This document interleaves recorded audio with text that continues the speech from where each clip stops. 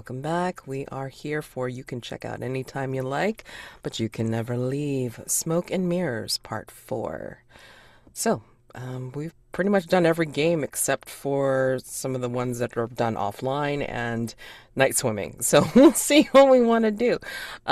We were just talking about what we wanted to do next, as and also the other games that are left are the ones where people will die or try to get out of the hotel. So we'll see. Um, yeah, like so out of character. I mean, like what are we thinking? I mean, like, are we trying to think of ways to get the hell out of here, or and do it together, or are we like trying to escape individually? What are we thinking or not thinking? I mean, that's perfectly fine too. I think if I recall correctly, the goal that I had established for Stella last time was she does want to escape the hotel, but she also wants to kind of escape whatever plane of reality she's currently in.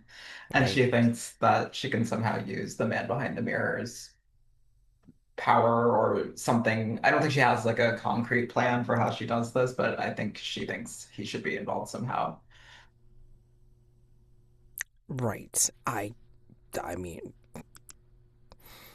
whatever you think makes sense, or like you want to like kind of like think about how that's going to work, I guess. Because I mean, again, if you're going to do it yourself alone, then I mean, like, conceivably you could like think of a way to kind of springboard off of his power and you know figure out like what you're going to do to accomplish this. Or if you think possibly character death is a certainty, who knows? Um, or like if you want us all to try and like work together in this, and then we try to burn the place down. Who knows? I don't know what this looks like. Even though I'm supposedly the next one to pick a game, I don't know. Aside from more exploration, so yeah. I will say that the other groups have been finding some really weird shit um, in doing this. So, Kevin, what are your ideas about? uh, I don't know. As a player, I want to burn this place down. mhm, But uh, I don't know what the man behind the mirror wants. I don't know if he's just been an anomaly too long that he doesn't even think escape is possible, or that he would survive in a world outside. mm, Um, yeah. But I would be keen to helping Stella escape if that is what she is interested in doing. I might go explore the prison chamber. mhm. Found that previously, and I wonder if that might be involved in the escape. If we're going to use the mirror dimension, then that is sort of the most uh, intricate, reflective slash Mhm. faceted glass surface. Right. All right. So let's see. Just for funsies, let's see. Because I know, again, the other groups have been messing around with the whole exploration thing. So, Hmm. and we've been doing some crazy shit with where things lead. So, Yeah, you found another door to the prison room. yeah. And as the description has said, there is more than one billiards room. So, yeah, taking advantage of that for sure. Um, yeah, so, yeah, I mean, like, we'll go ahead and, like, indulge in another round of Dancing in the Dark. I think we're all involved, but maybe we're all involved in a different way. Again, Heath is in the dream space again,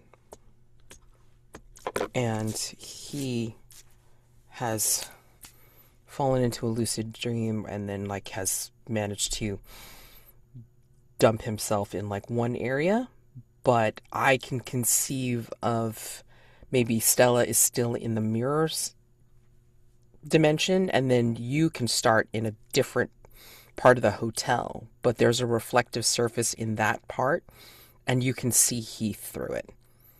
Kitty. Um, yeah. And if the man in the mirror wants to get in on whatever Heath is doing or whatever Stella's doing, that's pretty much up to him. Gonna start from the far corner, yellow over here. For Heath, at least. And then, once I establish where I'm at, then it's like, Stella, if you want to, like, figure out, like, where you're starting from, like, and do a roll as well. I mean, like, then we get involved that way. And then man in the mirror can decide, like, where he's going to pop in on. Um, I mean, it because kind of I'm, makes sense to me that Stella would be in a mirror version of like a not a mirror version, but a mirrored version, like through the reflection of yeah. whatever room Heath is in. Okay. All Right. right. So we're following the same path, Got but it. Got it. in different spaces technically. Yeah. Right. Yeah. All right. So that is a 3. Okay, so I need to add one more door to this. Oh, God. One more door. There we go. Okay, so that's the third door. And then D something or other. Oh, my God, what is this? 1. Passageway. Okay. Corridor or hallway with entrances that lead deeper into the hotel. Territorial anomaly, mysterious ring of keys, discarded newspaper, blood-stained carpet, sounds of footsteps right behind you. Okay, so what kind of passageway is this? It's definitely a passageway that Heath has not seen before. I'm just going to label it passageway for the moment until I figure out exactly what this is. Actually, you know what? I'm going to change that. It is a hallway Heath has seen before, especially since we're getting near the end of our little adventure here. And unfortunately, it is something where he's like, no. Oh, shit. Oh, no. Damn it. This hallway is a hotel. It's a modern hotel. It's not as good as like the regular Hotel California gilding and you know curly Q plaster, decorations in the sconces or anything like that. It's more of a, again, very sleek, like kind of a decoration. Just like plush rugs, coordinated wallpaper slash paneling on the wall, and then framing of the doorways with gold lettering, gold numbers on the doors, each of the doors, and fancy key cards for the hotel doors as well. And there's mirrors maybe every third door along this hallway, and he's trying to go down it as quickly as possible, and he's Okay. avoiding a room number. I think he's avoiding room 402. I think Stella is keeping pace with Heath such that when he passes the mirror, she is visible through it. Like his reflection. Like maybe there's no Heath at all in the reflection, right? It's Stella. Um, and she's saying, "Hey, what's the matter? Slow down." No, I have to get out of here. I'm not supposed to be here. I don't think any of us are really supposed to be here. No, no. Where the fuck is the stairwell or the elevator? I gotta get out of here. And he's starting to like like slam against the wall. You know, like how people get when they look a little bit sick, and they're Mm. like kind of like leaning against the wall to kind of brace themselves. and he's visibly sweating and trying to look for an elevator or a stairwell. And, you know, he's leaning against the wall. You're also against a mirror, the mirror image of the wall. And instead of seeing himself, he's seeing you in the mirror. And he's just looking at you. Why don't you want to go in that room? Is it because of her?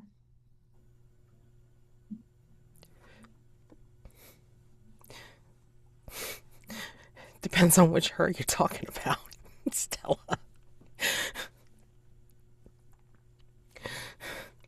Pretty one.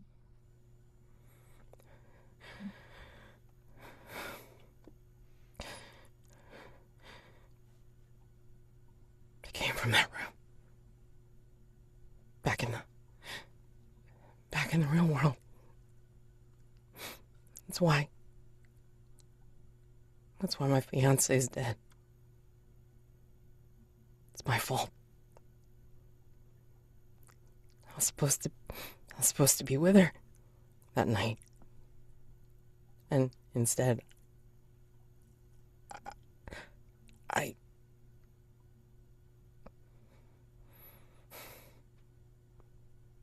was with somebody else.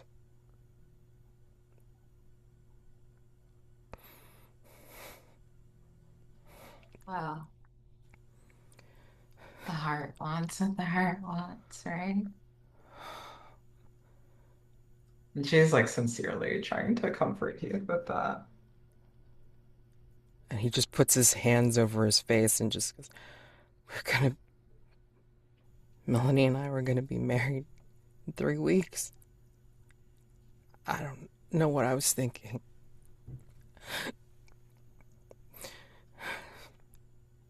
You know, you don't have to live with all this, Heath. These these kinds of memories. This place is gonna burn, soon.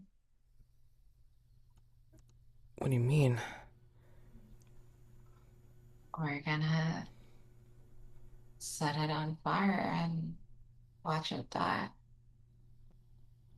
The whole hotel. And then we'll escape somewhere now. It'll be nice. He approaches the mirror and will look at you and he'll like reach out to the mirror and like kind of reach out to like make like he's gonna. Stella, are you in there? Stella is also reaching out toward the mirror on her side, putting her palm against the surface. I'm. Am I? Am I awake or? I don't think I know the difference anymore, B. Maybe I'm in my room, lying on the sofa. Maybe I had too many pills. Maybe I'm dying. And then he starts like pounding on his head. Wake up! Wake up! Wake up! Wake up! Wake up! Don't do that. Don't do that. Why? Why? If you're dying, I gotta come and get you. Stella, it's not the way to go. I just want you to say yes, Pete. About the burning. Will you help us? If it means I don't see this, and he gestures to the hallway. If it means I don't see this again. Yeah. Yeah, for sure. Then come find me when you're finished here. He And doesn't we'll say. end it all. He doesn't say anything else. He just nods, and will turn away, and then make his way down the hallway, and try to find his way out, or, make his way out as best as he can. And I think, let's see. Yeah, let's see if he goes into a different room for funsies. Let's see. Different room with 3. Yeah, sure, why not? Let's go back into the switchboard room. I think he makes his way into the stairwell, and it's got more of an older look to it. Like it's got a like the wrought iron stairwell banister type things that like you can see behind me and such, and it like leads down into an older hallway and room that looks like an old time switchboard, like for the phones or connection lines and everything like this, but instead of human operators, it is relatively, like, not overly large, but definitely large rats. Some of them are wearing like bellhop type jackets, and others are wearing utility neon vests, safety vests. But they are scurrying about and they are plugging in the different plugs and just basically handling the operator board, circuit board. Some of them have even little headsets on, and they're chittering away at the switchboard. And Heath is entering this place and going, "What the hell?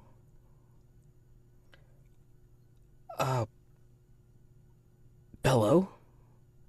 And one of them will chitter into his headset and say, "Oi, you Heath?" And Heath will say yes, and the rat that has spoken will basically say, will kind of like just do a kind of like a jet his chin or snout like over at a different door and say, "Yeah, go that way." It's like, "There's nothing for you here. We gotta like make some connections, but you need to go down that hallway, man." And he does, because he just has no idea what the hell's going on in this particular room. So yeah, it's probably safer to back out of here and then follow a different hallway. So he is backing out and going into. I will say that as Heath leaves, if he passes a mirror, he'll find that Stella is no longer there. Mhm. But I will let our man behind the mirror say if anything comes to replace her. There's a particular windy hallway that Heath will make his way to, and I think he will end up. Where does he end up? Oh no. It's a 6. Oh boy. Okay, let's see. A 6.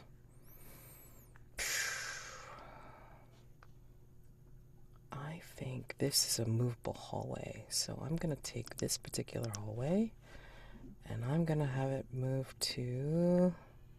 Do you want to have me bring it to a different room, or do you want me to have it bring it to the prism room, man behind the mirror? I don't know. It's got to be a secret room.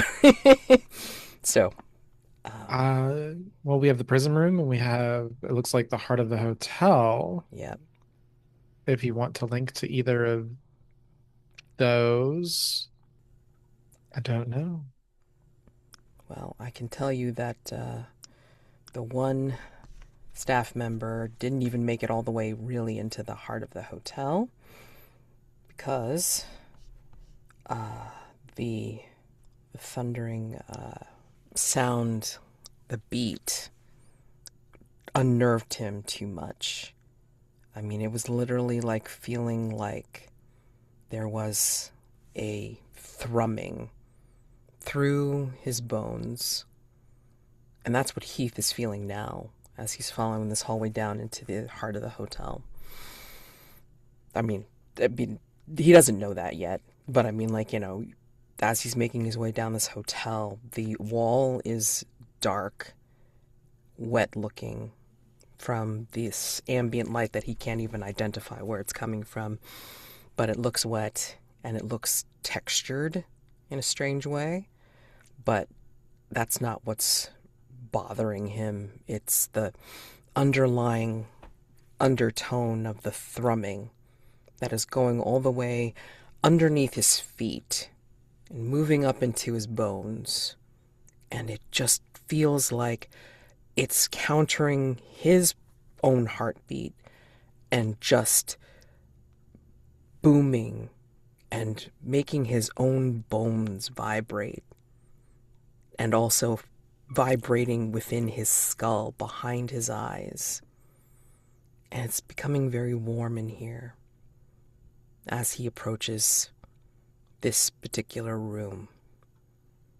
And there are dark double doors that lead here.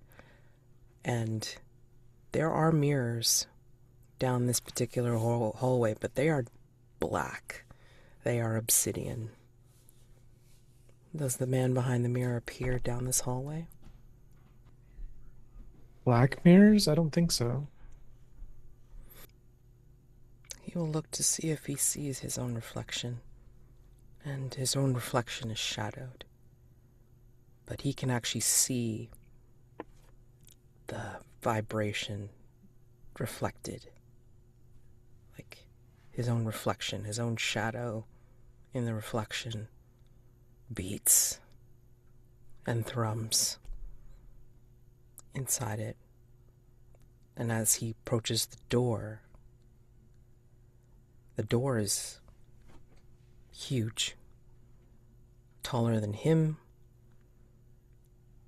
Can't really see the top of it. And he'll place his hands on the doors and just feel that thrumming go all the way through him, from his hands, through his arms, through his head, down through his torso, and down through his legs, into his feet, and back up again. What the hell is this place? And even his own whispers get swallowed up by the sound. I have Is there a anyone? question. Yeah. What does Heath think the hotel is? A place that lives. Especially now that he's like, near a living part of it. And he believes it thinks. Because why give them, like each, or at least to him, why give him memories? Why give him, indications of, why show him stuff from the past? What he ran away from? If not something that is, like, trying to either make him think or drive him mad. He's not sure which yet. It's a sentient thing, but he's not... I don't know if he has a belief in good or evil, so it's not even that kind of thought. It's more of a, what is this thing that's fucking with me right now? So, Does he believe he deserves the hotel's judgment?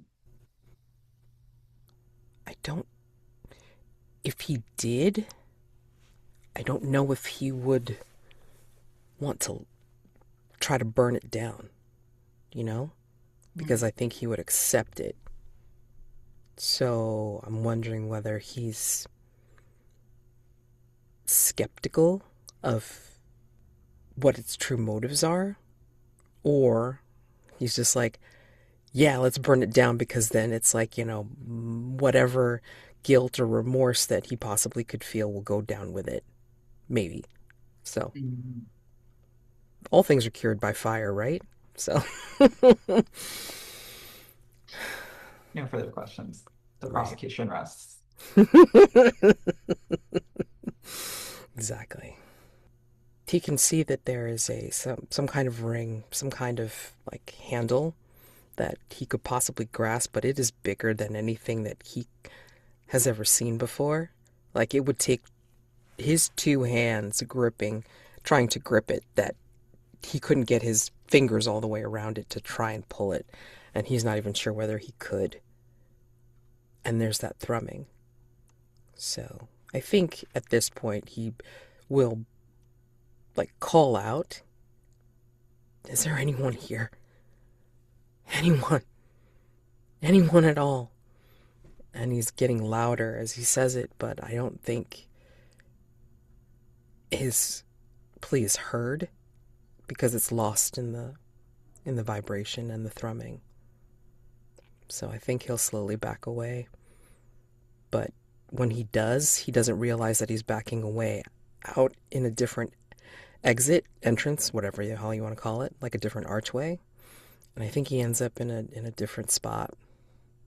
So, let's see. That one has 3 exits. Let's see. What room is this? This is a 4. I don't remember what 4 is. Anomalous! An area of the hotel that is more deeply anomalous for some reason. Possible encounters. A bad deal. Disorganized time. Disembodied laughter. Vertigo. The voice of a long-dead friend. Bloodletting. Weeping. Phantom pain or eyes in the walls. I leave it to the peanut gallery. What do you think was, like, Heath runs into in the room? Gods. So, he's in this particular room. I'm gonna just label it anomalous until we figure out what the hell's actually in this room. Do we think it's something tied to our resident anomaly? Yes, I'm wondering if it is something tied into our resident anomaly. Is it a room of mirrors? I don't know. What do we think? Sure, could go full funhouse with it and do like a mirror labyrinth. Oh, God. You Amazing. know, it's mirrors, but they all either like the two ideas that I have if we're going to run that direction are either like that situation, the infinite refracting mirror where you see yourself, into infinity, just a bunch of, hundreds, thousands of different times stretching out into the distance in various different directions. Mm-hmm. Or like literally a fun house, like a labyrinth of warped mirrors. So in one you're tall and one you're short and one you have different clothes on or things like that. And there's the meme. Both. Both. Both. Why not both? Yeah. So, sure. I mean, maybe that's the first thing that he comes up into, because again, he backs out of the hotel, like, hallway, and then, like, will see, like, this brightness behind him, and then suddenly turn around, and then, like, all of a sudden get, like, blinded by this infinite refraction that he sees of himself, and then will, like, turn away and then slowly turn back, and then perhaps, beyond right in front of him, the refraction, maybe he'll be able to sort of discern there are other ways off to the sides, and those are where, like, the warping mirrors are held. But he has to be very careful because the refraction part can be very disorienting. And I think they follow him. Of course, he's looking, so of course they're looking, and of course that's creepy. And in those refractions and in those warpings, does the man behind the mirror lie in wait? All signs point to yes. As you say, he'll see the warped mirrors and maybe laugh self-deprecatingly about the ones that make him look strange, too tall, too small, too large, or just, again, warped and strange looking. Like his face gets too close and too spread, and he smiles. A very sarcastic smile, and that's just a smile too wide for comfort.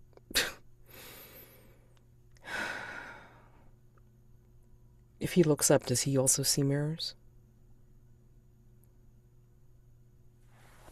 Heath? Yeah. Yeah, there's mirrors everywhere. There's mirrors all over the place. Um, but I think you also hear Stella's voice. Heath? Stella. Stella, where are you? Heath, I lost you.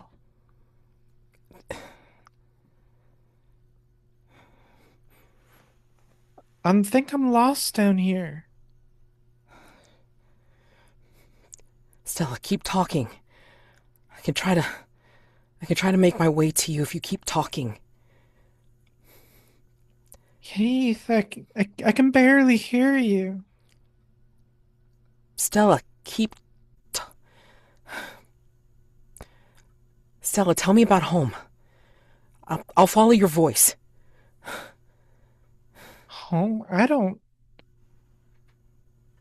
Oh, I do want to go home, but I think we gotta burn it all down, Heath. I know. I know. I gotta get out of here first. All I see is a bunch of mirrors. It's a bit confusing. Stella, keep talking. I'll find you. There aren't any mirrors down here. What? Oh, if you're seeing mirrors, then you're in trouble.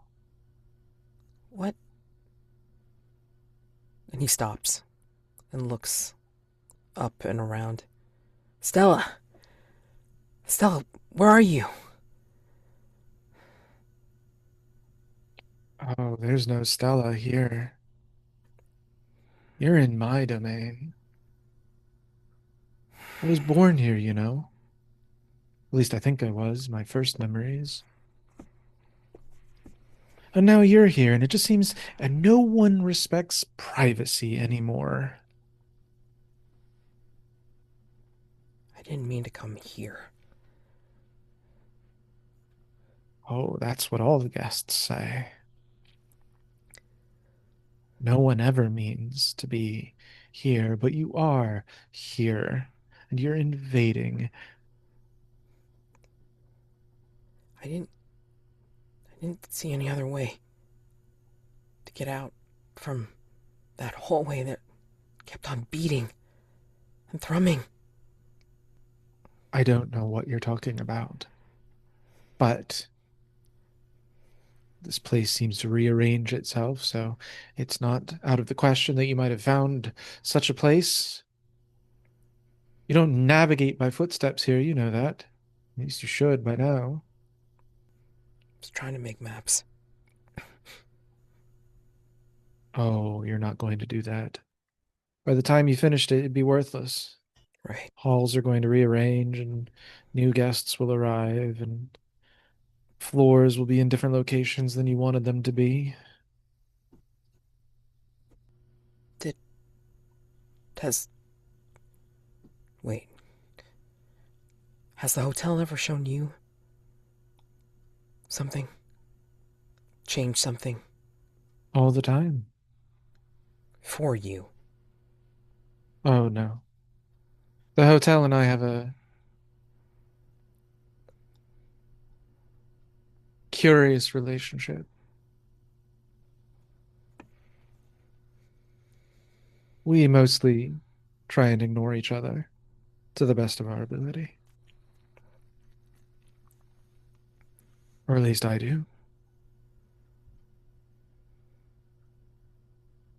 Do you want to leave? I don't understand the concept. I'm not sure it's possible for me to leave. After all, if there's no mirror, can there be a man behind them? there's no man behind them, can there be a mirror? There's mirrors out there. But are there men behind them? Or is there a man behind them? Who's to say there couldn't be? Who's to say there couldn't be you? I don't know. But I suppose if that was true, then what would be the difference between there and here? There wouldn't be here in this fucked up funhouse. Ah. So it's just about greener grass then. Well, maybe not greener grass, but at least I could touch that grass and know it was real. Grass here is real. Depends on your definition of real. I don't like the definition of real here in the hotel. You strike me as an odd one, Heath. You seem to want to leave, but you also seem to have built your own prison here. What do you think of that? I think this hotel's amused by picking out things from people's heads and showing them and seeing how they react. And I guess I'm pretty amusing, because I'm not good at hiding how I feel.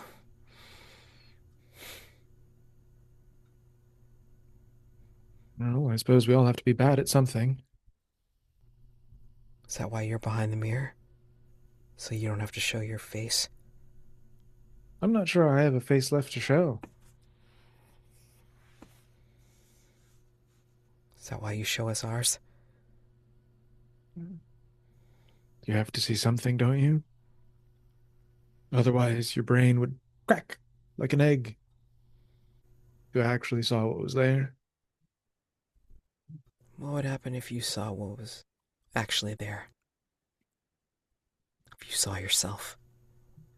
Well, that's the interesting question. What is there? Am I there? Do we have that guarantee? How do you know I'm not just another fragment of your grief, here to torment you, show you yourself? Isn't that what a mirror is supposed to do? Maybe you made me.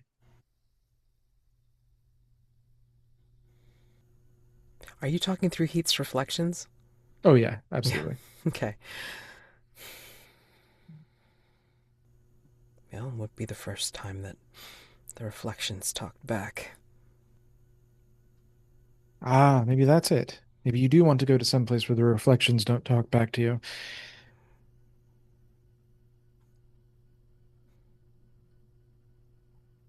I just needed to get away for a little while. Of course you did.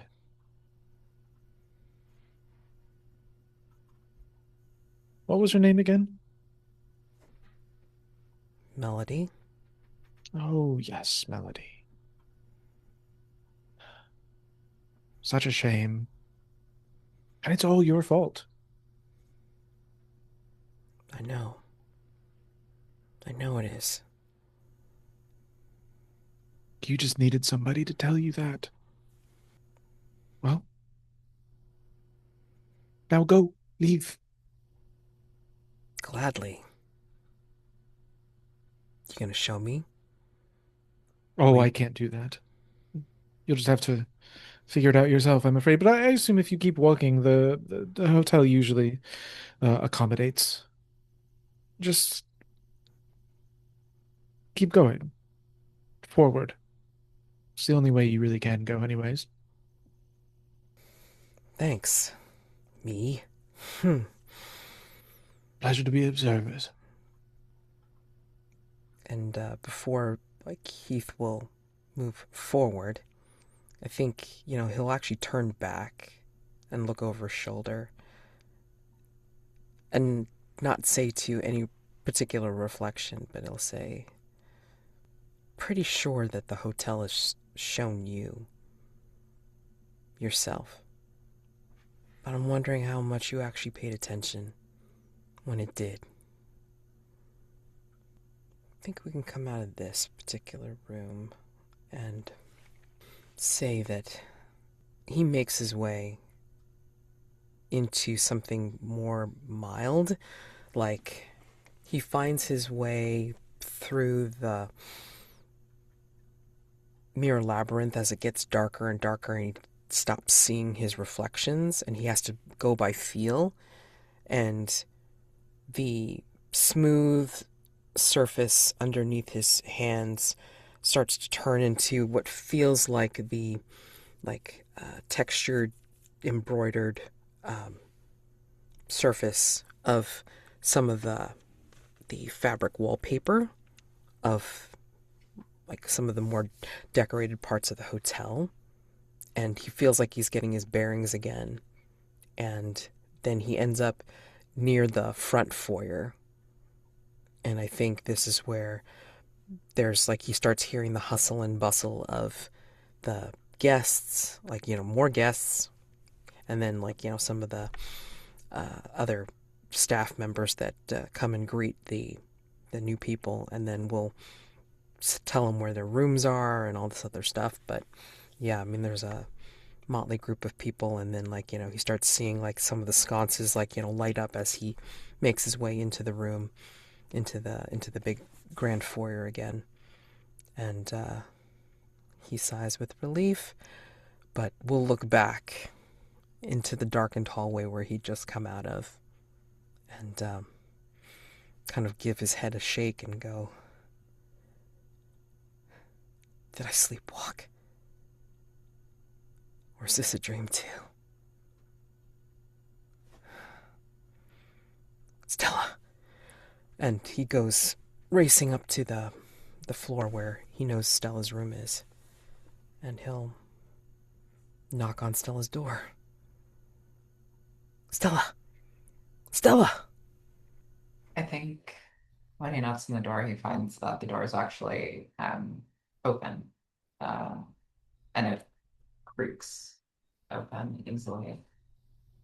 Uh, as though Stella was waiting for him.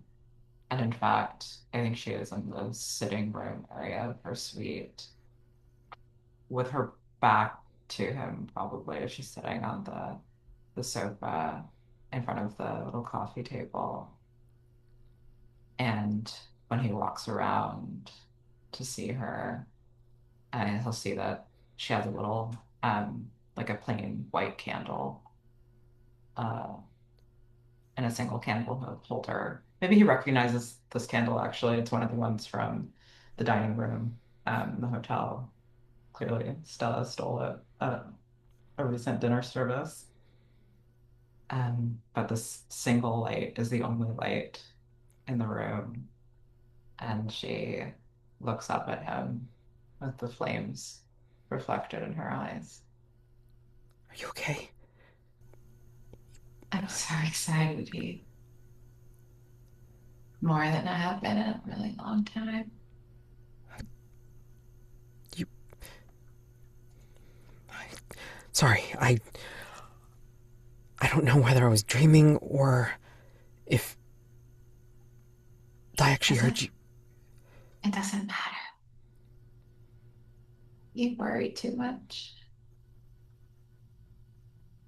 Yeah. Yeah, I do. I'm glad you're alright. Mm. I'll be better soon. There is a little bottle of pills on the table next to the candle. It's spilled over, and you can see that it's empty except for like one or two pills that have spilled out onto the pink marble. Stella. Stella, how many, how many pills did you take? Don't me. Don't What? hurt me. She reaches her hand upwards toward Heath, like the same way she did in the mirror with her fingers outstretched, her palm making 5-pointed star. We Damn can it. do this together, right? Right? But you you you were saying about burning down the hotel. Not Mm-hmm. are you No. Say it. say what? I was talking about burning down the hotel and not what he. Not dying.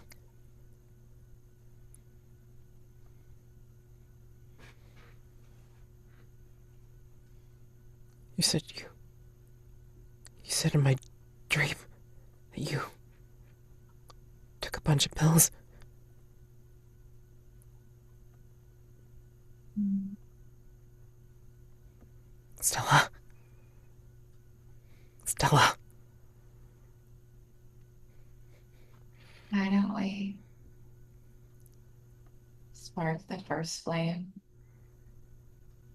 and see which burns up quickest? Me or the hotel? Not like this. Stella. I think he's going to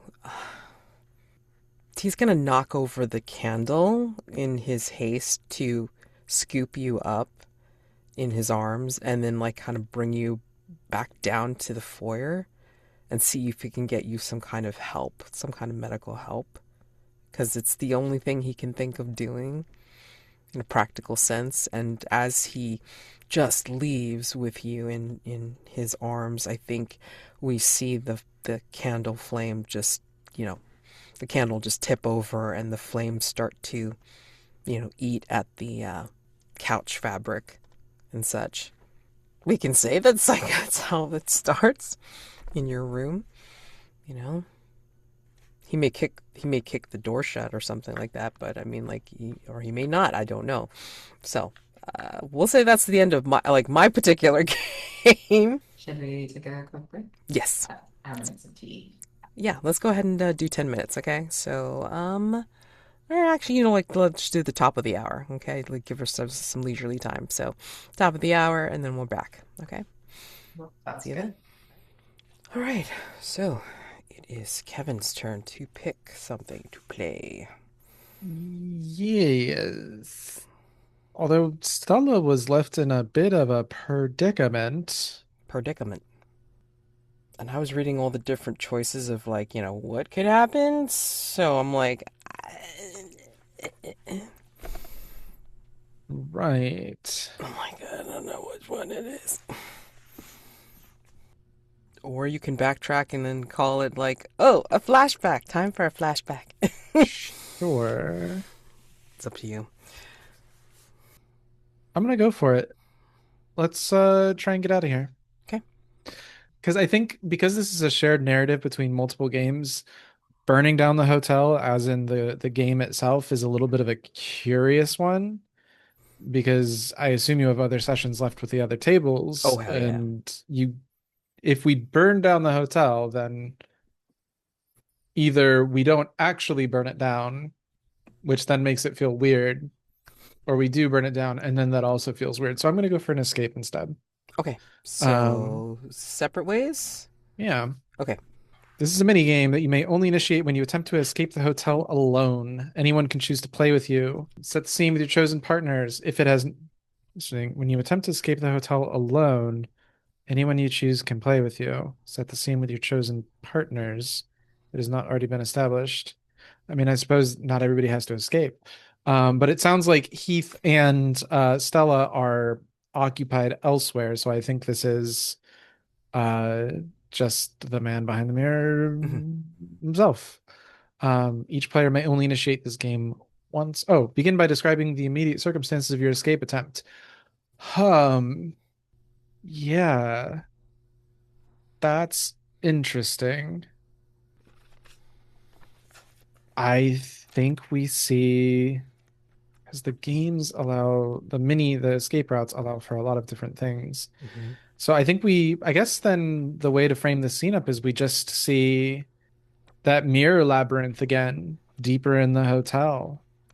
And we see that there is just a chorus of different people from Melody to Stella to Heath to people we've never seen before, guests. Not Gina though. Gina doesn't appear in any of the reflections. But it's almost as if they are talking to each other, and sort of coming to a consensus of uh, we should make an attempt for it. We should give it a shot. And now that they have decided, yeah, and it's as if in resolution, they all nod at the same time, and thus begins the escape attempt. Okay. Give yourself 1 coin for each scene, including this one you've already been a part of during the session. I'm gonna count the previous Mhm. one, so we're gonna call that 2 coins. Yes. Do I have a second coin somewhere? We'll have mental note. I have 2 coins, but I have one next to me, so. Okay. Play out the scene. When it feels right, spend a coin to establish one of the escape routes on the next page. Then flip the coin.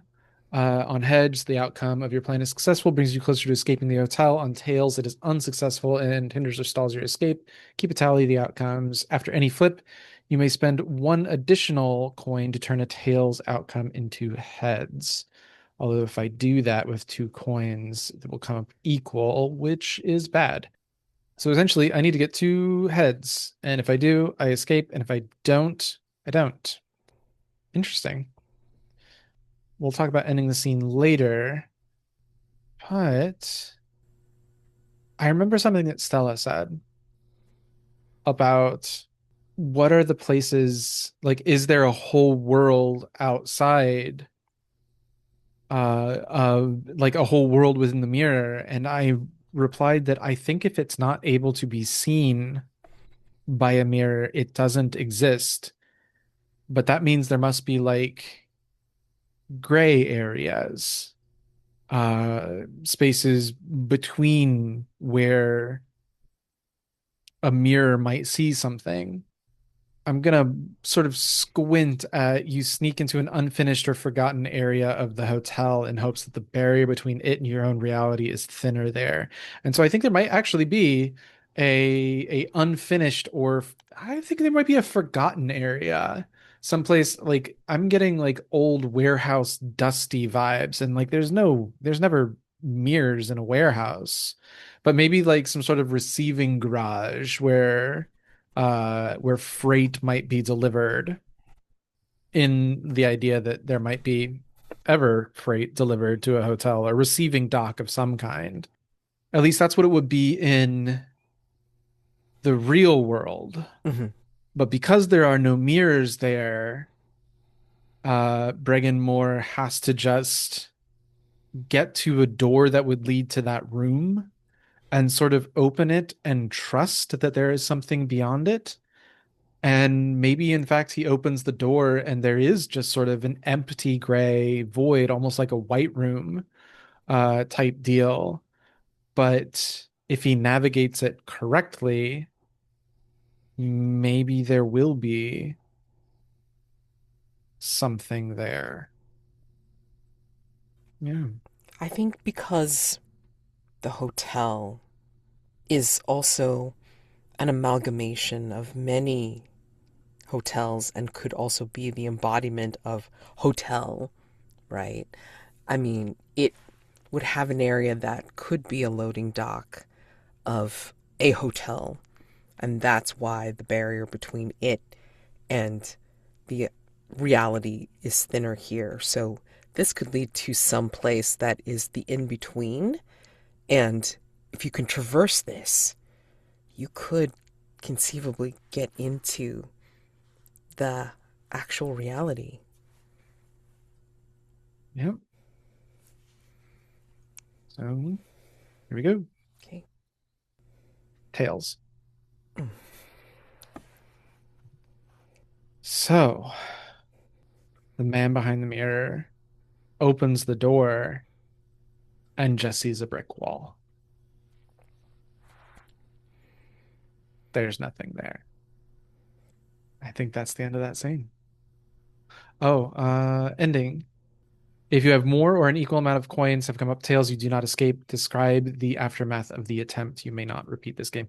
Technically, I have a second coin, but it doesn't particularly matter. There's no way to have more heads than tails on a tails first flip when you have two. I do not know how the hotel reacts to this. I don't know if it even cares.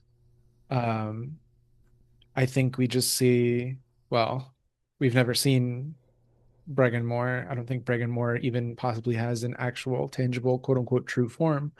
But I think what we see actually is a nameless hotel staff, someone in uniform, comes walking around the corner in the real world, quote unquote, the not mirror world, and sees that the door to the receiving dock has been left open. I was just kind of swinging there and, just going about his day, just closes the door. As he walks by, there's one of those like long rectangular mirrors, the sort of port landscape orientation mirrors. And we see through the mirror, we see this hotel staff, bellhop hat, go walking by, whistling, maybe like spinning a key ring around his finger because I'm nothing if not tropes. And then past it, we just see, oh, he stops for a moment. And for a moment, we just see like the coldness of his breath, the visible breath, one of the hallmarks of Bregan Moore's near proximity. He makes a offhanded remark about needing to turn up the temperature and just, keeps on walking. But then as the camera sort of pans around, we just see the somebody that's like collapsed down to their knees with their hand on that door, just sobbing inconsolably.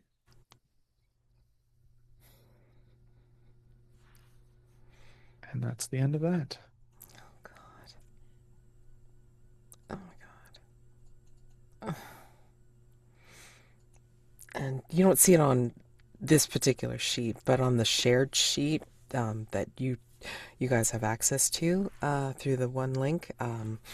I added an NPC tab to their sheet, and boy, howdy, have they built up so much. This sounds like it's Toby, one of the bellhops. So, Sure. yeah. Oh man. Oh my God. Well, if that's the case. Yeah, it's my turn. hmm Yeah, I think if we're not burning down the hotel, then You still could burn down the hotel. I mean, like, that's still within our We could do, wheelhouse. yeah, yeah, Yeah, yeah, yeah. yeah. Mm-hmm. But I do take Evan's point that it makes it a little narratively weird because either we say like, well, it didn't really burn down, or at least not in the other realities, or yeah, I don't know. I, I think Kevin has a point. Yeah. Yeah, then given where we are in the story, I think I'm going to go with I just died in your arms. Scene. Okay. Uh, this is a mini game that you may only initiate when your death inside the hotel is a certainty. Anyone you choose can play with you. I think it makes sense for this to be a scene with Stella and Heath. Um, Probably concurrent with the scene we saw just now, the man behind the mirror, and directly after the last time we saw Heath and Stella. I imagine we see Heath cradling Stella, running into the reception hall of the hotel. It's busy with guests and staff. Um, I'm imagining that the sound is sort of muted, like we see these people rushing to and fro. We see perhaps a member of the staff being alerted of a fire up on one of the upper floors. but we don't really hear what they're saying. We're sort of dialed in on Stella and Heath, and everything else is just static. During the game, anyone may ask for details of the setting, occasion, and circumstances. Begin by describing the immediate circumstances of your death. I think that we sort of focus on Stella's face as he carries her and is probably, shouting to staff for help. And we see that her eyes are becoming glassier and glassier, um, looking these kind of empty green mirrors. Um, and it's not until he sets her down in the reception hall that he realizes how far gone she really is. Um, to conduct this game, uh, I'll give myself 1 coin for each scene, including this one. I've already been a part of this session, so I think I got 2 coins. And we will play out the scene. When it feels right, I'll spend a coin to ask one of the questions below. If the question is to another character, they may answer it. If it is to the hotel itself, anyone at the table may offer an answer. Heath sets Stella down, though he's been calling for help in that almost like dreamlike way. I think people aren't really acknowledging him. It's like how in a dream you look down to find that you're completely naked, but no one else seems to be reacting. Um, they seem completely oblivious to the panic and the danger Stella is in. She's looking up at Heath with this sort of dopey smile. I can smell the smoke, Heath. Yeah. Yeah, I think I kicked over the candle. Flames are licking at the curtains on your couch. Burn How it long down. do you think it's gonna take? Oof. Am I gonna win? It's a big hotel. It may take a bit. And then he'll like kind of keep your upper body cradled, and he'll move your hair out of your face as he's looking down at you, and it's gonna be great. It's gonna create such a glow. Keep you warm, and yeah, this place will burn. Yeah. I already see it, eh? Yeah. It's so. She is reaching up her hand and like grasping at the air like she's catching these imaginary shards of glass that she sees in her mind's eye raining down from the hotel windows. The ash, the pieces of the hotel crumbling around her.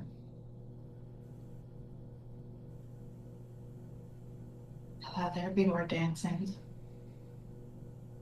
Yeah. We'll dance on the rubble, okay?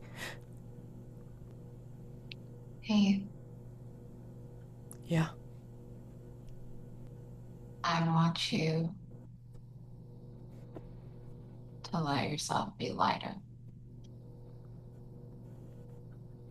Be lighter. Yeah, I can see it. You're drowning. I think everybody can see it. My mama used to say only boring people get bored, but I think it's the people who wallow in regret that are the boring ones. You're not boring, Heath. You don't have to be. I don't. Thanks. Thanks, Stella. Anytime. Stella's words have begun to slur. She's looking at Heath, but doesn't feel like she's looking at him. It feels like she's staring straight through him to something on the other side. Yeah.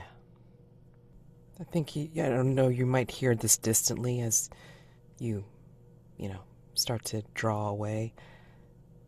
Heath asks you, what's the part you love to play the most, Stella? I don't Just, think I ever got to play it, really. It was gonna be my big break, but I went and messed it up. But I had to. My mom, she was not a nice woman. And she said she only did everything that was best for me, but I didn't believe her, and well, one night I let it slip, and I showed her how much I hated her, and cost me everything. It was so warm. Her blood was so warm. Stella.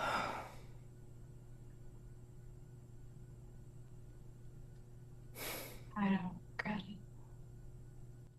I think Stella will ask a question here. I just spend the coin so I don't have to flip it or anything. Mhm. This is a liberal interpretation of this question, but I'm kind of going to ask that there's a conversation we've been putting off. Can we talk through it in the time I have left? I think when Stella says, when she begins talking about the warmth, she realizes herself how cold she is and how much she's shivering. And she says, Hey, there's inside my room a piece of mirror. Can you get it? Yeah, of course. He'll go definitely running for it and then grab it and bring it down to you. Here. And I'll put it in your hands and make sure that you can see it. You see your face in it. He'll even help you hold it up. she smiles weakly, but there's a joy in it, like Youth is doing something very silly, like a silly little joke. And she says, Now, see how the edge is sharp? The man in the mirror is gonna help me get out of here. I need your help too, though. and she leans her head back a little bit with whatever strength she has and bares her neck. It's my ticket to the other world. Did it work? Does it have to be that way? I thought you said it was singing. Sing when I get there. Easy. That would be boring.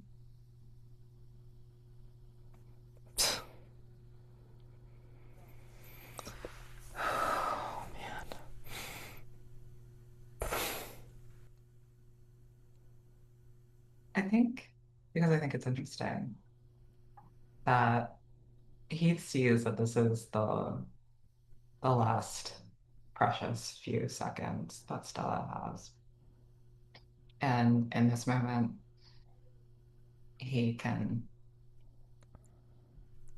let her pass peacefully in a way that she doesn't want, or he can have her blood on his hands, but let her go out with a smile to whatever world there is out there, if any. What does he do? To be clear, as a player, I'm happy with either outcome. Yeah, no, I'm just trying to think of how to do this. I think he's going to lean very close as he's helping her hold up the mirror, and he's going to see like it's broken um on one end, like on one corner. And as he's leaning in, he's going to kiss her on the forehead. And then he's going to sing as he takes out a small shard from the mirror. Time for sleep in the deep. And as he says deep, he plunges the shard into her heart. Goodbye, Stella. I love that scene. And then she's gone. He's gonna Um, he's gonna place the mirror face down on her chest and place her hands on top of it, covering the wound, of course, and then kind of robe, bundle her in her robe and such, and then bring her back to her room. When he brings her back to her room, it's like he's noticed that the candle flame has been conveniently put out. And in fact, it's almost as if, with just a little bit of shuffling of furniture, in fact, they replaced it in the short time that we've been out of your room. It's almost as if nothing has happened.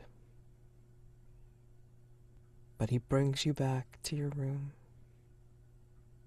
places you on the bed.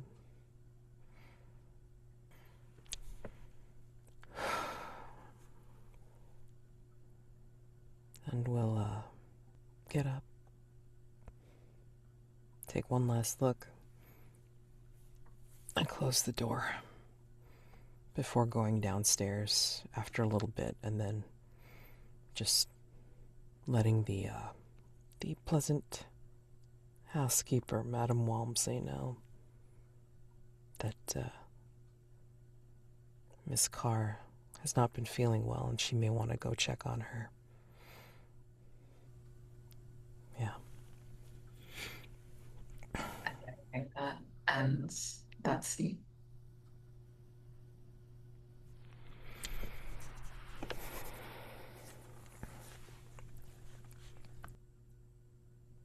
And then there was one.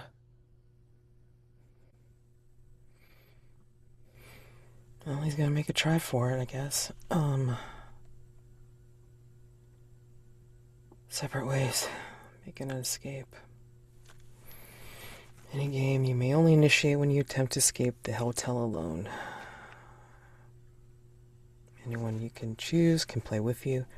Out of curiosity and out of character, do you think that after being thwarted um, of getting through the barrier, what do you think the man behind the mirror would have done? Like, kind of set back into his little pocket mirrorverse, or do you think he would have like gone on a bit of a let's taunt and make the guests' lives hell for a little bit,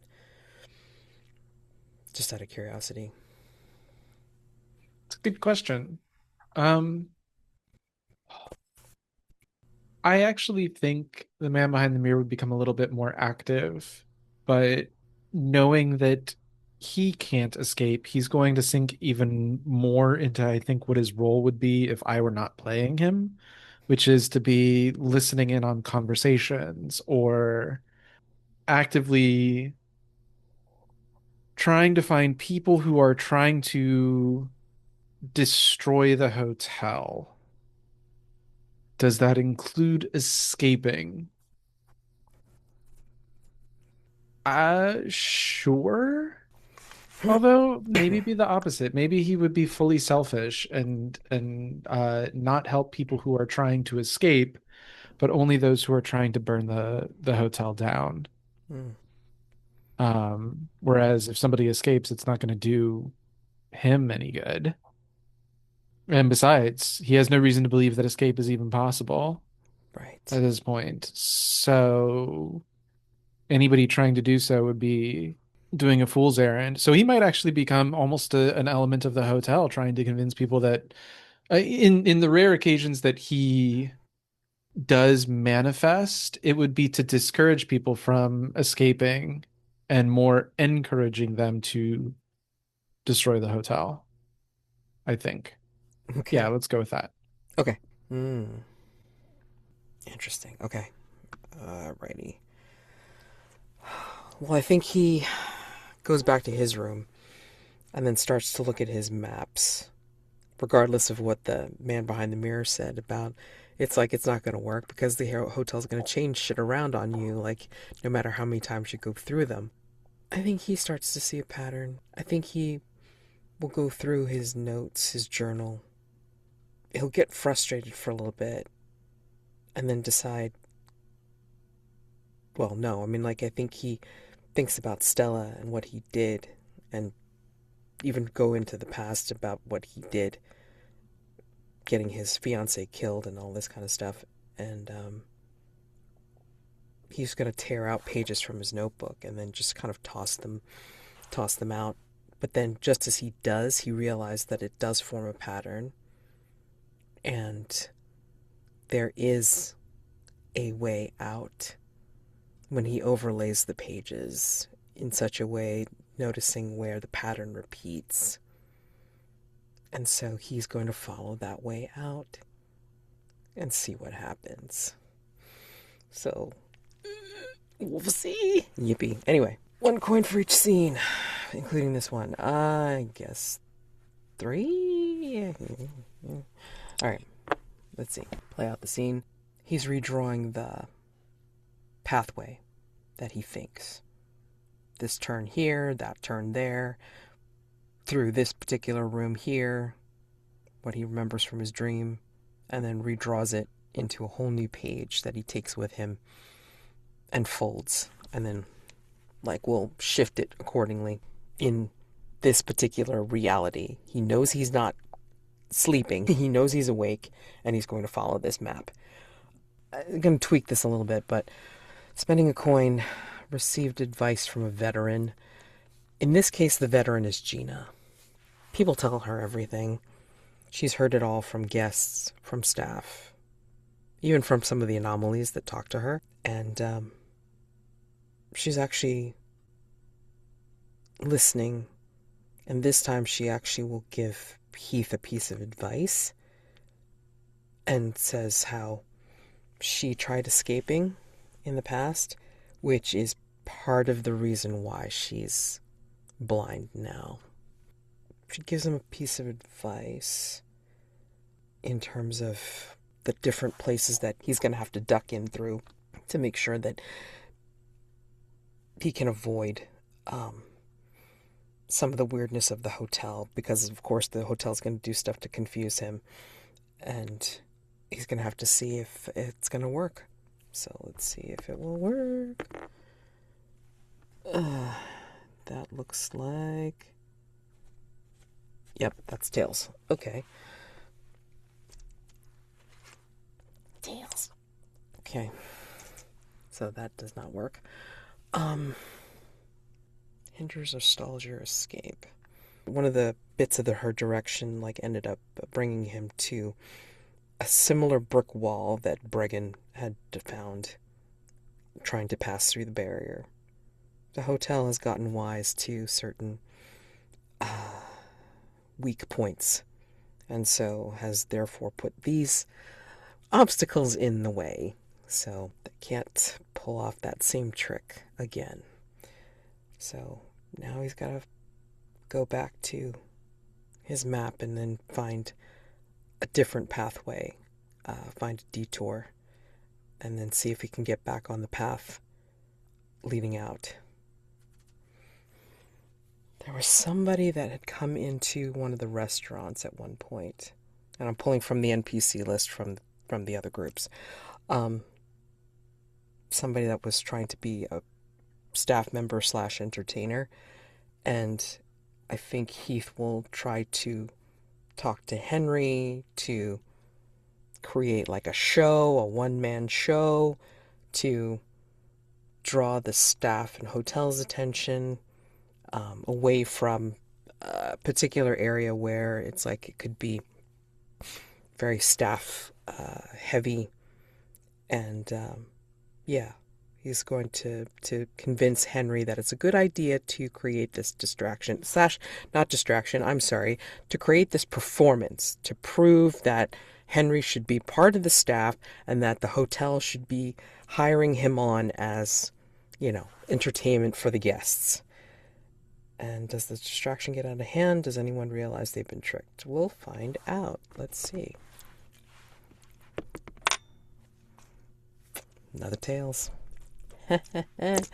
So yeah, I think Henry is falling for it at first and being like, yes, I mean, I can totally do this. I can create this little show. But I think because of Heath's furtive like fiddling with his little map or whatever, yeah, I think Henry gets a little bit suspicious and then decides that it's like he's not going to do it right away, or he's not going to do it to the extent that that Heath is hoping for. And so therefore, yeah, there's not enough of a distraction to get the staff away from the area that Heath needs to get through.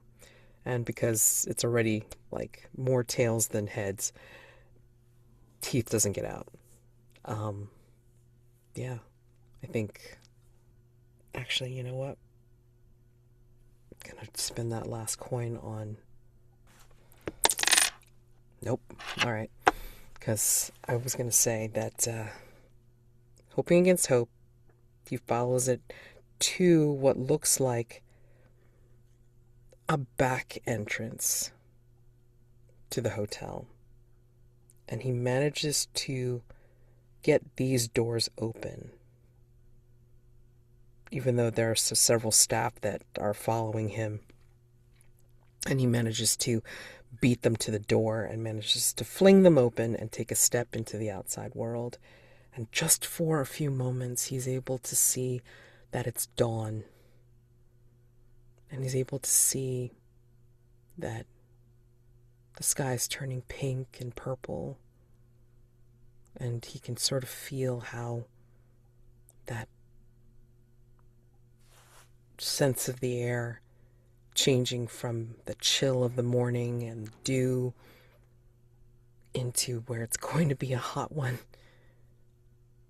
He just stands out there on that porch or whatever to smell it, to feel it, just for those few moments. And I think he tries to take another step out. And as he does, he finds himself facing right back into the hotel. And the staff smile, not with amusement, not with sarcasm, but with actual pity, as Madame Walmsley will say. Welcome back, Mr. Campbell.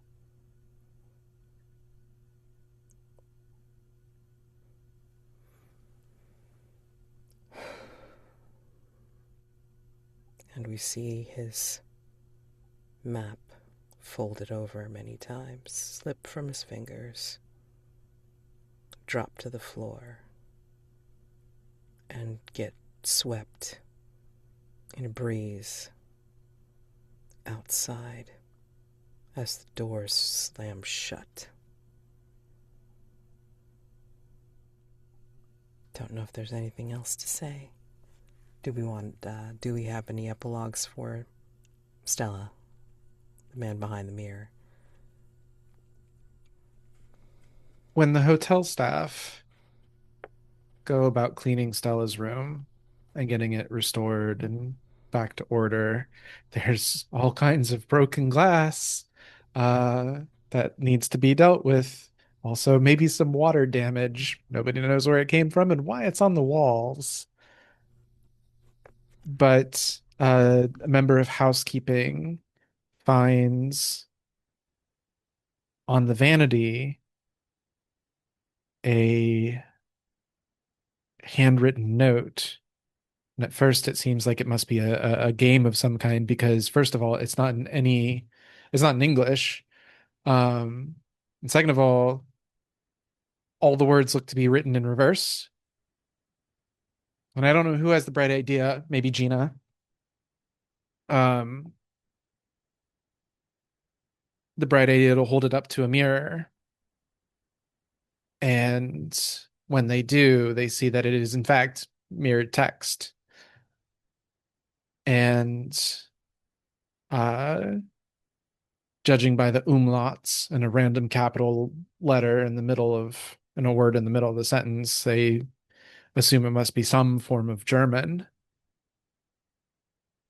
Wir versuchen es beim Nachten mal noch einmal, which roughly translates to we'll try again next time. And then beneath it is a little drawing of a butterfly.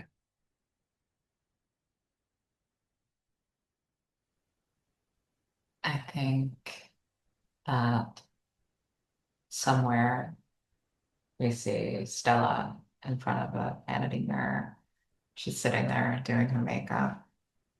She's got a small scar on her chest that she's covering now with foundation. And suddenly there's a man's voice behind her. He's clearing his throat. Stella whips around, indignant, and she's clutching her robe to her chest. But she sort of softens when she sees who it is. It's Heath, or someone who looks just like him. And Stella grins and says, "Oh, you must be the writer from Motion Picture Magazine." And yes, Miss Barr. Could I have a few minutes with you before you're doing stuff? Of course. I just ask that when you write your profile, you make me look good.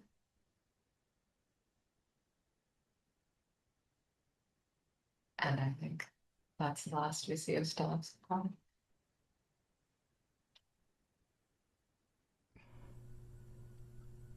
Not sure how far off this is, but I think we see a slightly older Heath, and he looks like he's wearing a uniform of the hotel. And he talks with Carlos, one of the maintenance men, and he talks with Madame Walmsley, the housekeeper, and he makes his way to an office where he sits down to a typewriter and starts writing out a newsletter for the hotel. It's a weekly newsletter about the comings and goings. And he'll pass the bulletin board of the hotel and see an old wedding announcement that seems to have his name on it. And he'll scoff at that and says, How did that get there? Someone's playing a prank again. Ugh. And then he'll tear it down, and then he'll look just surreptitiously over at the board behind the front counter of the hotel, and he will look at the key cards, and he will notice that there is no, firstly, that there's no room 402. It goes for 400, 401, and then 403. And then there is a ring on the phone on his desk. And for some reason, it's from an outside line, which shouldn't be happening at all. That line should only be coming from inside the hotel for anybody that's calling from one of the hotel phones. But he tentatively picks it up and says, "Hello? This is Heath Campbell, writer for Hotel California." And there's silence on the line for just a moment before he hears, "Uncle Heath?" That's where we end. And that's our particular playthrough of You Can Check Out Anytime You Like, But You Can Never Leave. Stars, wishes, anything? Yeah, stars to there's our like last run of scenes. Kevin's scene of friggin' more the man behind the mirror, there we go. His escape attempt was very short but very like impactful, I thought, imagery wise. Um I think it was also like very powerful, this idea of this entity that we've only seen in mirrors and who has like a very developed like set of motifs around him. Like the image of him opening the door to the brick wall um felt very like it's extra jarring because I'm not explaining this well. But the sort of like step out from the mirror glass motif was really impactful. Um, I enjoyed playing the scene with Stella and Heath. That was kind of heavy. Thank you for that, Max. Thanks for stabbing me. Always love that. Um, yeah, and I'm kind of glad we didn't burn down the hotel in the end. 'Cause I think it forced us to go into some interesting other directions that we probably wouldn't have touched on otherwise. Satisfying end, from my perspective.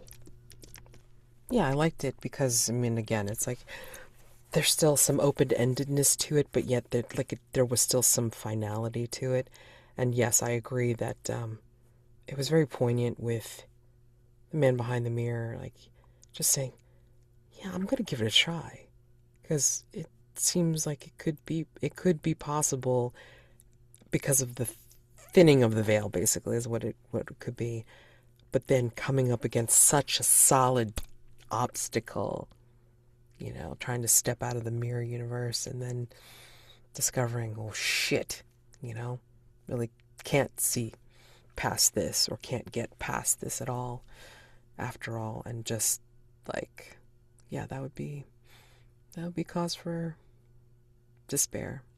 Just the I don't know, just the weighty nature of like, Stella and the arc of it all. I mean, like, coming down to the end and like what she did and then how she went out. I mean, it was just kind of like juxtaposed maybe. I mean, I don't know how else to say it. I mean, it just felt like it was very fitting. It was sad, but it was very fitting that it came about that way.